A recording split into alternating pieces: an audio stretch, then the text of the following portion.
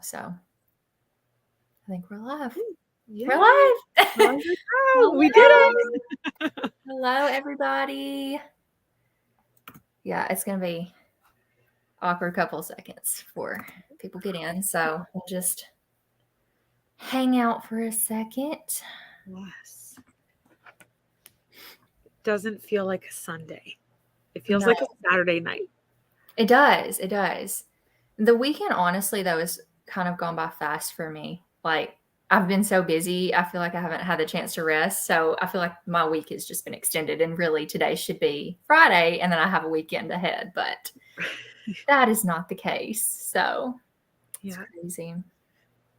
But anyway. 2 days. As soon as you unwind, it's time to start it all back up again. Yes. Oh, my goodness. Absolutely. I feel like I'm going to be dragging this week because I didn't have much of a rest this weekend. So we'll see how the week goes. But I did. Oh, Will and I planned a vacation, though. Nice. So we're going to be going on vacation soon. I'm not going to say when, and I'll say where, but I'm not going to say when. No, not when. Creepers following me anywhere, but like we're going to go to Hot Springs, Arkansas. Nice. And like bathe in the springs and spa and like just have a relaxing time. So that will be so nice for you. That'll be a nice relaxing break. And I need it. Definitely. Oh, people are popping in. Hi, everybody. Hi. Hey, Kat. Hope you've had a good weekend too. Let's see who else is here. Renee, hello. And Katie, hello. Hey, Kendall. So glad people are here. I'm so excited to talk about this book. This is my first, well, actually, this is your first. Is this your first live show on, like, have you done a live show on YouTube with anybody before? No. So this is, our first time. Like, this is my first time hosting. I've done a live before, but I have not done, like, a hosting, so. Like I said to Keisha, I apologize for my lighting. She's got this beautiful aesthetic background, and I'm like. Hey, Amy. Hi. Hello. Okay, tell me if I'm pronouncing your name right, please. Rosario? Rosario? Is that how you pronounce that? I'm not sure. I love your picture there, the book, Cats and Coffee. That's so cool. Hello, Tegan. Hi, Tegan. Hey, Brenna. Hey, Elizabeth. Yes. Okay. So Rosario. Awesome. I wanted to make sure I was pronouncing it right. Hello, everybody. I'm so excited. You guys excited to talk about the book tonight? Yes. I'm pumped. I am pumped. I hope everybody had a good Mother's Day. Yes. What did everyone get up to today? Yeah, I went to visit my mom today. I visited my mother-in-law yesterday with my husband, and today we did my mom. So busy weekend. Busy weekend. That's nice, though. And you made some amazing desserts, too. I'm a little jealous. I did. I was telling Ashley, you guys, before the live. So earlier this week, you'll see this in my Boookathon vlog, too. I made cookies. You guys are going to get, like, inside scoop right here because I'm not mentioning this in the vlog. But I made ghost cookies, sugar cookies with, like, lemon icing. And the lemon icing was amazing, but the cookies were crunchy because I cooked them too long. So my inner Betty Crocker did not come out then, but today it did. I made lemon blueberry squares and triple berry crumble, and both turned out great. So I redeemed myself for my mom. Katie went to the Audubon Zoo in New Orleans. That's amazing. Wow. I love zoos. Me too. Love those with her mom. I love that. Barnes and Noble. Did you pick up any good books? Yes. If you did, let us know what you got. Drink some coffee. That sounds like a very restful, good Sunday. Yes. What those cookies sound. They sound amazing. They were a little crunchy. I just cooked them a little bit too long. But I'll try again later because the icing was super amazing. I just used a mix for the cookies, though. That's what's sad is like today, everything was from scratch. When I made the cookies, it was a mix and I screwed it up because I didn't go by the directions. It said like 5 to 7 minutes. And I'm like, I look at them at 7 minutes and I'm like, well, they look kind of doughy. But, cookies, when you take them out of the oven, they set a little bit and they cook a little more. Y'all can tell I don't bake often, right? Sugar cookies are like shortbread. You have to, they look a little raw, but they set perfectly. Yeah. Yeah. So now I know for next time to actually follow the directions and, not think I know everything because I don't. Oh my goodness. Okay. You ready to start chatting about the book? Okay. So just out of the blue, we're going to start with what was your rating? So what did you guys just your rating for now? What did you guys rate the book? Ashley, what was your rating? Sorry, I was just reading some comments. I gave it 5. I loved it. I loved how it was done. We'll get into the reasons I loved it in a little bit, but I gave it 5. I gave it, I think I'm going to settle on like a 3 or a 3.5 maybe. I'm still kind of like simmering on it. I just finished it a little bit ago, you guys. So I'm still kind of like processing. I've been behind on my reading this week. Ashley's been killing it and I've been behind. Let's see. Katie said 4.5. Amy said 4. See, this is good. This is good. Rosario said 5. Yay. Excellent. I'm glad you guys loved it so much. Mm-hmm. Another 4. That's good. 4. This is good. I'm glad we picked a good group read. Low 4. That's kind of, see, that's more on where I'm at too. But we'll talk about why in a minute. Because to me, it's not such a big deal why it's low. But what? Anybody else? Any other ratings? I'm just glad I finished it. Oh my goodness. Here for this. Cat. Here for the spoilers. Okay. Yes, you said you're not ready here for the spoilers. Yeah. Let's see. Sadly, didn't finish it, but wanted to hear everyone's thoughts. How far did you get, Elizabeth? Just out of curiosity. I was pushing. I literally just finished it. So me trying to read all these books in 1 week just was not the right week for me because it was busy. But I read 3 of the 4. So that's good though. That's a lot. Like that's still. Yeah, but then somebody, who was it? I can't remember who it was now. Was it Rosario? I can't remember. Somebody read 10 books this week. I was like, amazing. I'm so jealous. I wish I could have read 10 books this week. Yeah, I'm not a very fast reader. I don't read very quickly. And like I said before, like audiobooks I listen to on 1.0 the speed just so I can. Yeah. I get confused easily if it's going like super fast. Yeah.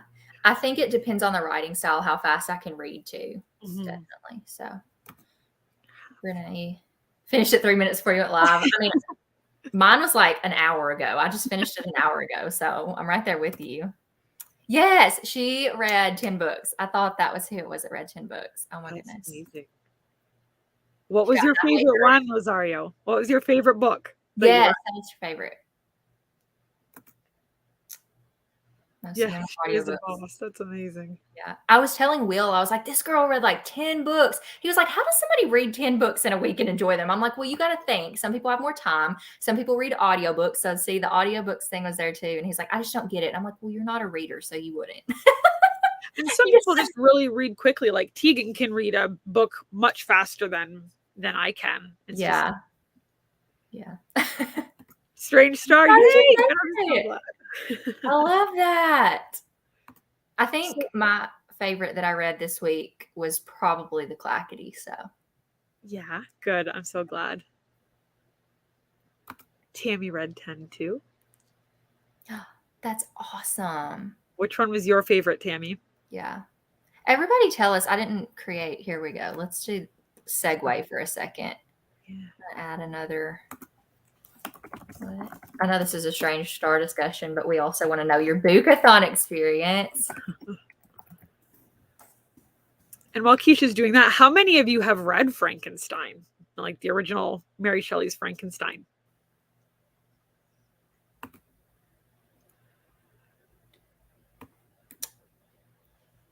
We'll ask more on the other later because I think we can ask after. Let's see. Some more short stories. Read 5 books for Boookathon. My favorite was Scritch Scratch by Lindsay Curry. Yay! My list. Only got 100 pages in, but I plan to finish it this month. I went overboard with starting 3 different books and not finishing them. I was in the middle of 3 and only finished 1, but I will finish. Hey, that's totally okay, Kendall. I was struggling through this week. I had only had 1 book read up until Saturday. Like last night I finished The Clackety and today I finished Strange Star. So no worries there. Life gets busy sometimes. Yep. Esperanza Rising. I've heard good things about that one. Yes. Frankenstein is my favorite classic too. I love it with every part of me. No to Frankenstein. I have not read Frankenstein for you guys too. So Ashley has and I have not. It's a good balance here. Read Frankenstein a few years ago. Not read Frankenstein. For the audiobook, I cannot remember, but there's a few different versions on Audible. I'll share it to my stories after the live because there's one where the narrator is just phenomenal and just adds so much to the story. So if you're interested in the Frankenstein audiobook, I'll definitely share that. Yeah, share that with me too, because I have a feeling that I'm going to need it. Yeah, it's phenomenal. Oops, I missed one. Here we go. Dreadwood by Jennifer Killing was a fun, scary read. My fear of spiders definitely kicked in. Oh. Goodness. I will have to look that one up. I haven't heard of Dreadwood. Read Frankenstein in high school. That was an option for me to read in high school. I just didn't read it. And now I kind of wish I would have. But I don't know if I would have enjoyed it as much. So, in high school. Not read Frankenstein. I have it on my shelves. I want to read it too. Maybe we should do like all of us who have not read it, we should just like buddy read Frankenstein in the fall or something. It's not very long either. So it's not like it's not an intimidating classic. So it's not very long, but yeah, I reread it. I read it every October. Yay. That's right. You guys have a podcast episode on that, don't you? Discussing Frankenstein. Yep, we do. So shameless plug for Bent Biblio's podcast. If you're interested, they have an episode talking about Frankenstein and all kinds of other awesome episodes as well, talking to really like some of my favorite authors, Emma Steinkilner. There are spoilers for the Frankenstein episode because it's a book discussion. Generally speaking, our episodes with authors do not have any spoilers in them, but Frankenstein does. So if you don't want to be spoiled, listen to it after you read the book. So those of you who have read it, listen. I will wait. No Fang's a new series fave. Those pictures of the covers that you shared, Kat, were gorgeous, and I am so excited. I ordered the first Amelia Fang book, and I cannot wait to read it. I read the first one a couple months ago, I think. It was cute. They just look so Tim Burton-esque. Mm-hmm. I love the illustrations. Mm-hmm. Okay, let's go back to these. So the ratings. For those of you who did rate it high, what was your favorite thing about the story? What were your favorite things? The end. No. Okay. I liked all the characters. I liked the ominous setting. Like it was very eerie. I could definitely see. That's one thing with me about books is I really like a book with a good atmosphere. That's what draws me in. So I did really like the atmosphere of it. We're going to say that for now because I'm going to speak more in the next part. But yeah, you guys, what was your favorite thing about the story? What things did you like? I loved the atmosphere of it. I also liked the unique take on the inspiration behind the original writing. Yeah. I liked all of the little Easter eggs that she put in. Yeah, which you would catch as someone who's read Frankenstein. Yeah, so those are really cool to read. And I know you didn't like the pacing, but I really enjoyed the pacing. I thought it was really, really good. And just that gothic, beautiful setting. And yeah, I really enjoyed it. Yeah. Yes, Amy. Emily agrees. Yes. I almost wonder if I would have appreciated it more if I'd already read Frankenstein, or if this is just a good segue for me seeing, because it's kind of a fictional prequel to maybe, I don't know, maybe it's not a prequel because it's still, I don't know, maybe it's just a good way for me to slowly get into Frankenstein. Set in winter, it doesn't really specify. So I think it would be really good for fall or winter. Like those Gothic style books are good for either. Let me see. Because this is summer, like when it starts here, it's in summer. So like June. I feel like you could honestly read it. I mean, obviously we read it in summer or spring/summer. Yeah. But I feel like it would be good for any season. I think people typically would put it in fall just because of it being Gothic and dark and stuff like that. But yeah. Yeah. Yes, Katie, I definitely agree. Yeah. See, I didn't catch, like, I know like some of the story of Frankenstein, but I don't know like from reading the book. So I could pick up on some things, but I'm sure there were some things I missed too, just not having read the book. But the main character in Strange Star, Lizzie, in Frankenstein, Victor Frankenstein's betrothed is named Elizabeth. So there's like just a little nod to that. And then, yeah, just different names and really cool little things. Yeah, I like that. Okay, so nobody really rated it low, but if there was anything you didn't like about this book, what did you not like? So, Ashley, was there even anything you didn't like? No, I loved the setting. I loved the pacing. I loved the writing style. I thought it was easy and very like Gothic, for lack of a better word. I loved the Easter eggs, like I said. I liked the pacing. Yeah, there's nothing that I really didn't enjoy about this book. I loved it. That's awesome. So for me, rating it 3, I feel like I rated it 3 just because it wasn't like a story that piqued my interest as much as others. So it's not that I thought like, because 3 is still a good rating for me. 3 is like a good story, but it just wasn't like, I don't know. It's Gothic. I mean, it says Gothic right here. So, and I'm trying to figure out if I like Gothic stories. I like spooky, and it was spooky and it was like eerie, but I don't know. It was slower for me. It just didn't pique my interest as much as other spooky middle grade have. So I think that's why. It's not that I didn't think it was good. It was just I don't think it was like what I typically enjoy as much. So, but I didn't hate it. I did enjoy reading it. I just like, I was also like kind of stressed to read it quickly, you know, for the readathon. But oh, let's see. Younger sister got on my nerves in the audiobook. I can see that. I loved Peg. I love them. I really liked the narrator for the audiobook though too. Yes. So. I think I was talking to you about it, and I think I was talking about it in our sprints on Friday. The narrator who narrated Strange Star actually narrates a whole bunch of this author's other books. So I'm actually really excited to listen to more, and I love that narrator. I seriously highly recommend Letters from the Lighthouse by her though, because it was the one I read before this one and I loved it. I do like her writing a lot. Haven't read Frankenstein and still enjoyed it. Didn't like how it painted Mary as a villain during Lizzie's story. Why didn't Mary recognize her when she got there? That's a good question.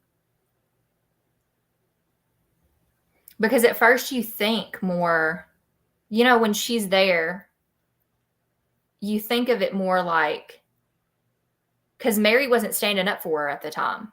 But later on,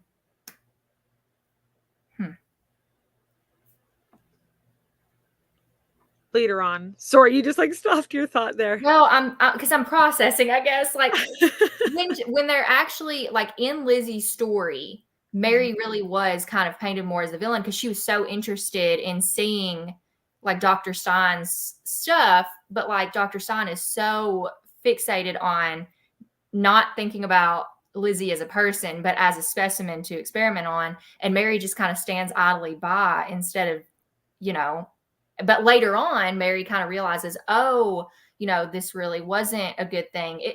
She flipped kind of quickly. I think more than villain, Mary was coming from a place of grief. Her daughter, she had just lost her daughter, and Dr. Stein was promising, I can bring life to this. Like, I can bring your daughter back. So I think it wasn't so much ill intent as just extreme grief and desperation to get back what she loved so much and lost. That's good. That's accurate. I can agree with that. Because grief, I mean, it shows itself in all kinds of different ways. So for her to just be having that hope there, that makes total sense. Only question was about the time gap between the lightning strike and her waking up. Yeah, because it was like was it They weeks? sedated her. They had sedated her. But yeah, that was a long time to be sedated. I don't know how they would have done that back then. That was a long time. I think there was a bit of artistic liberty there, Katie. I think that you're right. Yeah. Yes, there was a fire. Okay. Yeah.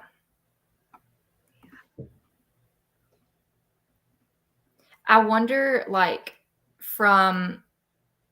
it's going to be interesting to me to read Frankenstein because, like, I have in my head from this now, I have things that I'm like gleaning from. And then I know some people think of Frankenstein as like the green, like Frankenstein monster. And I think of people like running with, because when she said fire, I was like thinking of people with pitchforks and their fire torches and running. And I'm like, I wonder, don't say anything. I was like, I wonder if that's in the book, but just not towards the monster, or is it like, is that even part, don't tell me, I don't want to know. But all I will say is Hollywood took many liberties with the story of Frankenstein. See, that's where I think I'm curious. I want to read it because I'm curious. So yeah, that's good. Okay, so what did you think about this unique take on Mary Shelley's inspiration for Frankenstein?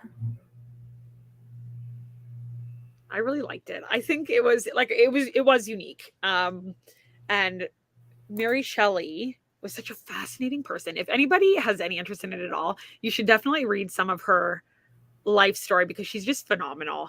And she wrote Frankenstein under a pen name because at the time, like, women did not write books, especially like this. Like, they didn't write horror books like this. Yeah. But her story is just incredible. And she's just an incredibly interesting and fascinating and dynamic woman in general. But I found it interesting the way that the author explained the inspiration for Mary writing Frankenstein. And I also loved in the book how they tied the actual book of Frankenstein in, and the kids went to the bookshop to buy it at the end. I just thought that was really cool and like a full circle moment. Yeah, that was cool. I feel like I can't answer that because I don't know Frankenstein, but I will at some point. Why did they think Peg could actually take all the animals? But weren't they, at the end, they were in London and they were all living in that house with, whose house was that? He was, because Felix was house sitting for, was it Lord Byron? No. A lot of the animals were already in the house, but yeah, I know she would find like the kitten. She didn't find the kitten. She kind of stole the kitten. Yeah. But yeah, she was so anytime around, right? I know, but like every time she turned around, she was finding another animal. But I can identify with Peg. If I could take all of the animals, I definitely would. Yeah. But I don't know how she would feed them or where she would put them all. You're absolutely right. Yeah, that's good. Yes. I feel like there's more of a purpose behind wanting someone to bring back from the dead as opposed to building a monster. Yeah. Absolutely. Good times. Good. Yes. I'm glad that everybody really liked this. I feel like that was a good choice for like a good group read, that everybody's taken a lot from it. It was. So I loved the exploration of the bond between sisters throughout the novel. And for those of you with siblings, what things rang most true for you? I'm an only child, so I only get to experience siblings through stories. But I loved the banter, and they were just kind of at each other, but it was out of love, and it was really cute. I loved that. Yeah. So what rings true?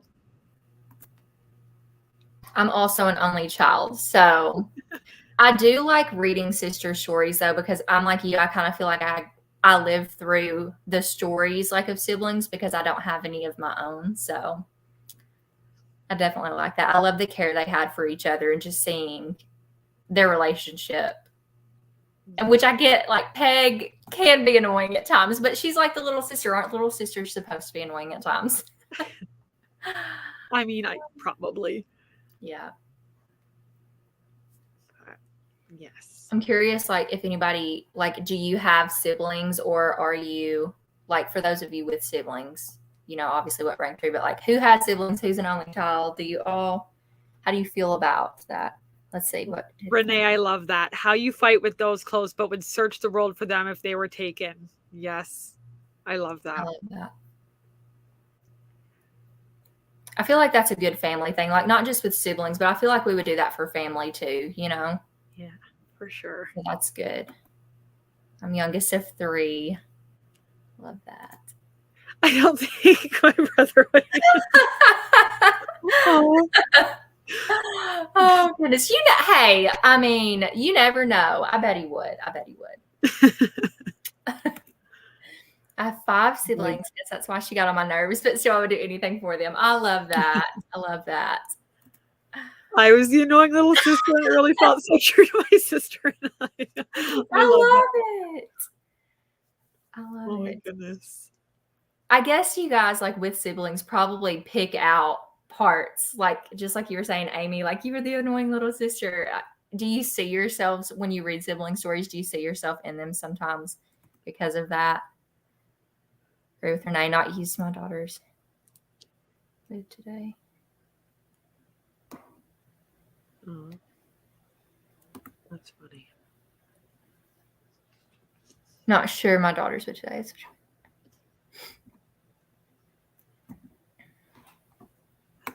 Oh. Okay. So we're going to circle back to Peg a little bit. She loved animals. So what is your favorite animal? And do you have any pets? I have a cat named Pinecone. Haha, Jovi's here, so she's going to be on. Jovi's got sleeping. you. She is so tired from her day visiting Nana. So, hi, Jovi. Can you look right here? She's like, can I please go back to sleep? So, yeah, obviously, I love dachshunds and I love my baby, Jovi. So, but my favorite animal outside of, you know, dachshunds and dogs, I do like cats too, Ashley, just FYI. But outside of that, I think like exotic animal wise, I love penguins. Like the African penguins, they're the cutest. What about you? Alligators. Owls and alligators. What? Alligators? Mm-hmm. Why? They're evolutionarily perfect. They have not changed in hundreds of years. They're just like incredible and like these powerful machines. When I went to Florida, my husband Brent he likes animals, but he's timid about going near them. And we went and saw some alligators, and he just, I mean, bless his heart, he went through everywhere with me, but he was terrified the whole time. But I'm like going in there, and I went in with one of the rangers, I'm not sure what you call them, and like touched one. They're actually quite soft and warm. They're not at all, they don't feel how you would expect them to feel. My goodness. Let's see. Shih Tzus. Hold on. I'm trying to scroll back on comments. That was one from before I missed.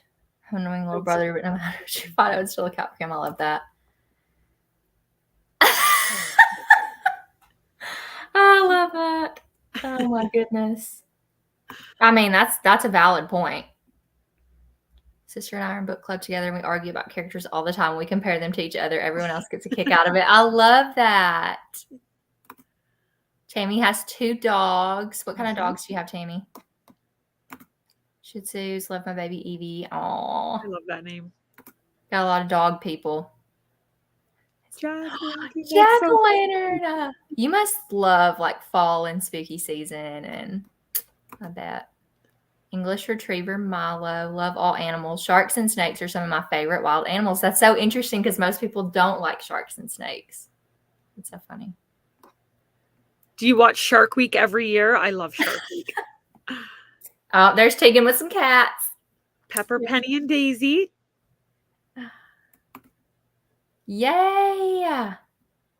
I love like the little bitty African penguins. They're just the cutest things in the world. I love those. 13-year-old puppy child. As far as other animals, I love wolves and polar bears. I love that. There's so many good animals. They're all good. Held baby gators, pythons, and a scorpion. I don't know about the scorpion. I might have to draw the line there. Was the tail or like the stinger like wrapped up, or like not venomous at the time? I would assume so if you held it, because otherwise I feel like that would be pretty dangerous. Yeah. Adopted last year. We were stuck at home in my 17. Present we got. Oh, that's awesome. Animals are really incredible. do. Yeah, they really do help with stuff like that. I love how they know too, like how you're feeling, and they just like instinctively know when you need them. So good. Aww. I rode a horse when I was younger, but it's been so long since I've ridden a horse. It's not as comfortable as you'd think it would be. I took lessons when I was young, but it's probably been almost a decade since I was on one. Baby goats. We do. I work at a college and we do goat yoga there as an event sometimes with Cool. baby goats. So fun. Oops, I missed one. 3 cats and a dog at home, but I love tigers, kangaroos, and orangutans. I love that. That's so diverse, like tigers, kangaroos, and orangutans. Meerkats, those are so cute. Now it's just like I want to go to the zoo. I bet not. I bet not, Amy. When they just show up in your backyard, yeah, I bet not. Yeah. Oh. Love fall. We also got Jack close to Halloween. Oh, I love that. Love that. Okay. Veering off of animals. Deeper question. Yeah. So ambition can be a good thing, and it can push us to do and be better and can help us reach our goals and dreams. Like anything, though, it can become toxic. When do you all think that ambition turns from helpful to harmful? I'm curious. What do you think? I think that's a really good question. I think when it starts to become like it's good to be ambitious and have ambitions because it's something that drives you forward. But I think when it becomes all consuming to the point where you would do anything regardless of whether it's moral or not to get your ambitions, that's when it can kind of become harmful when it just becomes all consuming. So. I agree. I agree. And when it, at any cost, like you said, or when it just, to expand on what you said about all consuming, when it's all that you think about or all you do, and there's no balance, there's no room for family or friends or anything. And it can be very isolating. Yeah. Yeah. When it is at the cost of other people, I 100% agree. Yeah. So wrapped up on that goal, no matter what it takes to get it. Yeah. Yeah. There's got to be boundaries there, healthy boundaries for it.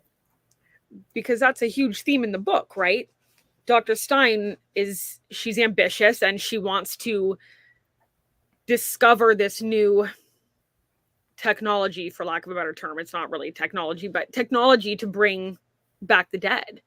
And in doing that, she ruins relationships. She hurts people, as you mentioned earlier. She saw Lizzie as a specimen instead of a human. Mm-hmm.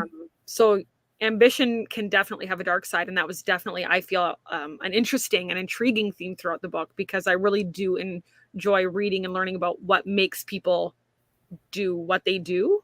Yeah. And what they'll do to get it. Right. I feel like money can oftentimes come into that and be a huge thing. Like that was even mentioned in the book with how like money played into it some too for some of them. Like, was it Mary Shelley? Who was it? Somebody mentioned like money at one point. Mary mentioned it because Dr. Stein wanted money from her because she had spent all of it on her experiments. Yeah. And since everything kind of failed, yeah. she was destitute. Yeah.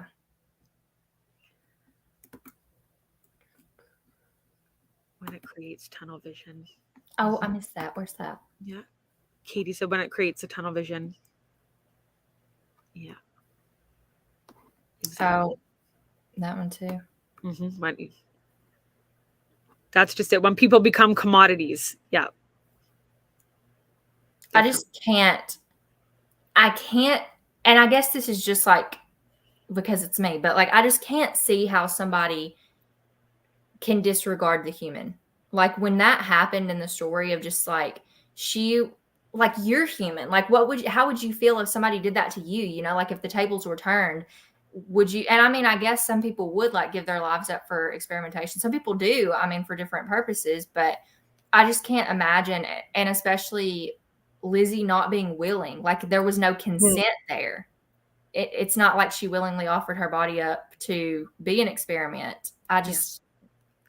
it frustrates me, and I can't process how people, and I know there are people like that, but I can't process how people could just think past like, oh, this is just anatomy. This is just part of, this is a body. This is an object, and it's not a person. I can't. It hurts to think about that. So, and I'm not condoning it in any way, shape, or form, but I think for some people, and in this case, I feel like it was for the, like, in her mind, it was sacrifice for the greater good, sacrifice the one for the many, because she thought that if she could have, like, create life and bring people back, then it would help. And I think sometimes people in our lives, like in everyday life, sometimes, like people said, it's tunnel vision, it's obsession, and they think that, these few have to suffer, but look what I'm going to be able to do, and look who I can help. yeah. I think it's interesting. It's so fascinating because there could be 1,000,001 reasons why everybody's mind works so differently. It's crazy. Having the desire to achieve something without balancing its effects and actions toward others can be dangerous. Absolutely. Absolutely. Okay. Happier question. Because that one just like, it's so interesting. It's such an interesting question. It really is, though. It really is, to think about the human mind and things like that. Yes, Amy, in their mind, they could think it's for the bigger picture. Yep, exactly. It's very true. Okay, Ashley. Character, Keisha. Okay. Oh, that's so hard. That's so hard because, like, I liked them all. Renee's unsure too. Look, we're on the same boat here. I liked them all, but I don't know. I almost wish I could have spent more time with Felix. I know he was just kind of like a side character for that, but I feel like I would have liked him a lot more and I did like him. I just wish I could have spent more time with him.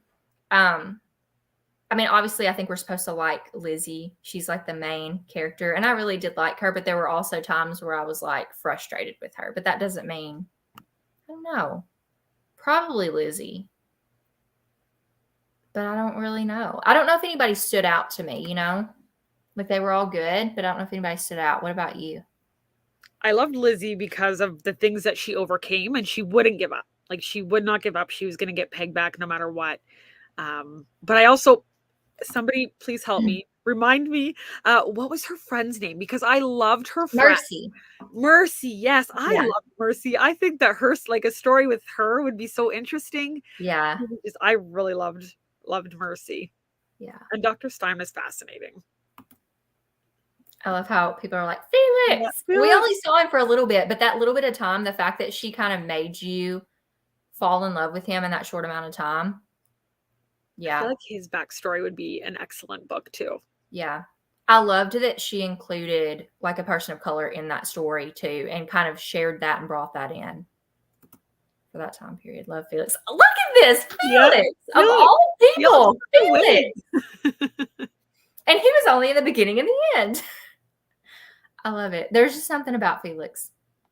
But I do agree with you, Ashley, about Lizzie's ambitiousness to like constantly keep going forward too. Like, just with hers was like more healthy ambition too, but like just her defiance, is that the word I'm looking for? I don't know. Maybe not defiance, but she wasn't going to let somebody stop her. Like, she just kept going, like you said. And I do think that's an admirable trait for her. So she had lost her sight and she continued to learn and adapt, and she just kept going because she was going to do whatever it takes to get pegged back.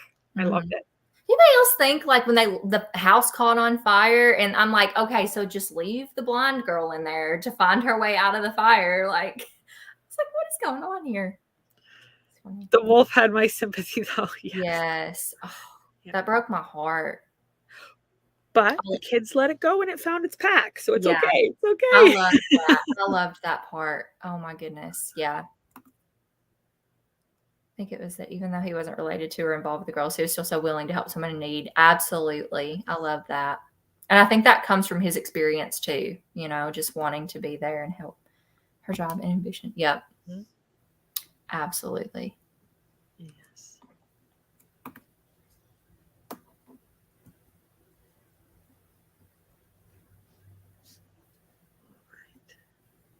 Did you think, just out of curiosity, like, did you know that the animal was a wolf, or did you think the animal was a wolf?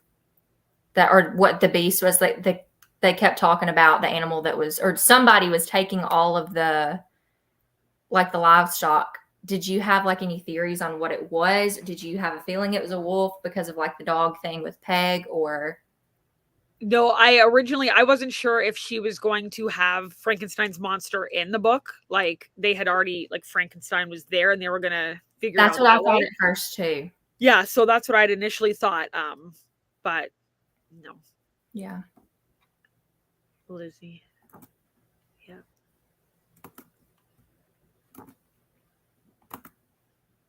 Okay, so I have a question. Okay. Veering back to, like, this whole thing was about like electricity bringing people back to life. I don't know, like, obviously I haven't read Frankenstein. I don't know the inspiration behind Frankenstein. But my question, and something that I've thought about since I finished this book, is, was like Mary Shelley's, or like the inspiration behind that? Because, we have, I don't know what those things are called. What are those shock things called? When somebody's, Defibrillators? yeah, that. I don't know what they're called. But we have those to like shock people when they flatline. Yeah. And so obviously through some time in history, we came to a point where electricity can bring people back to life. So was that as far back? Like, is that something? I don't know. That's what I started thinking about with this story, is something that I never thought about because I'd never read Frankenstein. But was that where, do you know if that was like something that was going on in that time period, if like Mary Shelley kind of stemmed from that, or was that later on and that was just the beginning of people thinking like that? Is it connected? Science is not my forte, and I don't know exactly when the science for that started, but I do know that so Mary Shelley, Lord Byron, they all got together and they challenged each other to, I'm Percy Shelley, to write a ghost story. And Mary's was based on something they had seen, like she had gotten some inspiration for a scientific, they used to have, they would call them theaters, like surgical theaters and things like that, and doctors would kind of, it was more like it was performance, and they had seen something in, I think, London. I don't remember exactly what it was, but it was based on some kind of science. So I'm very rusty on my history in that way. But Okay, because I'm curious, I yeah, Googled when were defibrillators. That is a hard word. Paddles. I like paddles. titles. Like, paddles, I'll say that. 1930 is when they were invented. Okay. So it was later on, because this was 1816 in this book, which, when was Frankenstein? Was that like the same? What did this say about Mary Shelley something in 1816? Mary Shelley stayed at the Villa Diodati in June 1816 with Percy Shelley, Lord Byron, and Dr. John Polidori. So is that when? Was that the date that they were like discussing all of this stuff in real life? Do you know? I don't know. Don't you love how I'm assuming that because you love Frankenstein, you know all these things? Yeah. No, and also, like, I mean, I can't remember dates for the life of me. Like, I'm the one that I don't even remember my wedding anniversary. My husband does. So you're totally asking the wrong person. No, I mean, but these So are the sorry. things. These are the things that I thought about. Like, when I ended the book, the only thing that I was thinking about is how that connected to our, like, defibrillators and stuff, like, and how we shock people back to life. Now that's where my brain went. So, But it's interesting, and they did, like, even back, like, they did some crazy throughout history. They've done some crazy things in the name of medicine, like just crazy and incredible and terrifying things. And like you said, sacrificing for like the greater good for the whole. So I don't even want to think about that, though. I don't want to think about how many people or animals or anything else like lost their lives. I mean, it was a good. I mean, I don't know. Yeah, it's such a hard thing. A lot of people. It was mostly people of low socioeconomic status, so they didn't have a lot of money, because they unfortunately were seen as disposable, and the doctors who were doing things wouldn't want to risk making someone in the upper crust upset. So it's so fascinating. If you guys are interested in like the history of medicine at all, I'm a bit of a geek, and it's so interesting. Just have a strong stomach. Oh gosh. Oh my goodness. Well, Ashley, was there anything else that like interested you or that like stood out to you, or like any random crazy questions like I had that just I don't know the answer to, but I just was very fascinated by thinking about how science progressed or everything. Let's see. Yes, Katie, exactly. Absolutely. How far do you go for answers? Mm-hmm. I mean, no, I think we covered everything. I really enjoyed that book. If anyone is interested in kind of some of the totally off topic, but medical history, Audrey Blake has written 2 books, The Girl in His Shadow and The Surgeon's Daughter. They are fascinating and so interesting and cover things like midwifery and other types of medicine. And they're really fascinating reads if anyone is interested in that kind of stuff like I am. I feel like after reading stories, that's when I get interested. Like that, there are things that I would never look up on my own, but after I read a story about it, I want to know. And that's what I love about books too, is because it takes me to places that I never thought I would go. Exactly. It opens so many doors and ideas and perspectives. It's incredible. Yeah, absolutely. I just saw this where Kat said, "This book has wolves." Okay, maybe get up the TBR. Okay, it doesn't, I wouldn't say it has wolves. There's a wolf in it. Yeah. But you don't know that until a long time. Yeah, so I wouldn't, yeah, it doesn't like feature wolves. Yeah. But yeah. All right. Does anybody else have any thoughts or questions or ideas or anything that you want to comment on before we wrap up? Let us know. I am glad we read this though. I was excited to kind of, because I'd read an Emma Carroll book before, so I was excited to kind of see her do something gothic and spooky, because the other book I read was just historical and this was still historical but kind of weaved in other elements that I liked. So definitely still going to pick up more from her. And I'm excited for you to pick up more from her too. I'm really looking forward to it. Thank you everyone for participating and supporting the first round of Boookathon and sharing all your amazing pictures and recommendations. It's been great and I've had a lot of fun getting to know so many new people. Yes, it's been such a blast. You guys have made this so special for us. Because it was set in 1816. Mary had a baby but was not married to Percy. Very scary. Yeah. I didn't even think about that. This was a great discussion. You need to. Oh, thank you. I will try. And Ashley needs to come on more too. We need to. I've been trying to convince Ashley to get on YouTube, guys. So y'all help me, scream at her for me in the comments. I have enough with the podcast right now. I know, but you would do so well. Like you really would. So thank you for hosting. Yay. We're definitely talking about in the future doing more. So love it. Oh, you guys are so sweet. Thank you guys for being so supportive. Like you guys really do make this special and fun for us. And I love that you guys loved it and wanted to participate. And then we have more friends who love spooky middle grade too. Love that. Brenna, that is a rabbit hole for sure that you're gonna fall down. It's gonna be so fascinating. Yeah, Brenna, let me know what you find too, because like I don't know how much of a deep dive I'll go, but Frankenweenie, I love that film. I haven't seen it yet, but I know exactly what you're talking about, because there's an old black and white one, right? And then they made the new one that is like the Tim Burton-esque kind of. I haven't seen the original. I've seen the new cartoon one, or I guess stop motion animation. Yeah. We will let you know. To be determined. Oh, you guys are so sweet. Thank you again. Like this makes my heart so happy and warm, and like I love having you guys here, and I know Ashley does too. You just have to wait and see, Kat. You just have to wait and see. We're gonna leave some surprises for you. So Frankenweenie. Love that. Okay, well, I guess we're gonna wrap it up. It's bittersweet.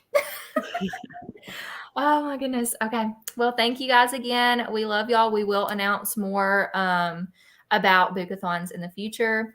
Also, I don't know that she's on here, but we did go ahead and announce on Instagram the winner of our giveaway. And I've forgotten, so I'm checking now. So it was Katie from Booksplained Mom was the winner of our giveaway. So Katie, if you are here, you will be receiving a spooky middle grade book off of your Amazon wish list. So, but yay, thank you guys again. We'll catch you guys next time. I hope y'all have a good week. Bye, everybody. Bye.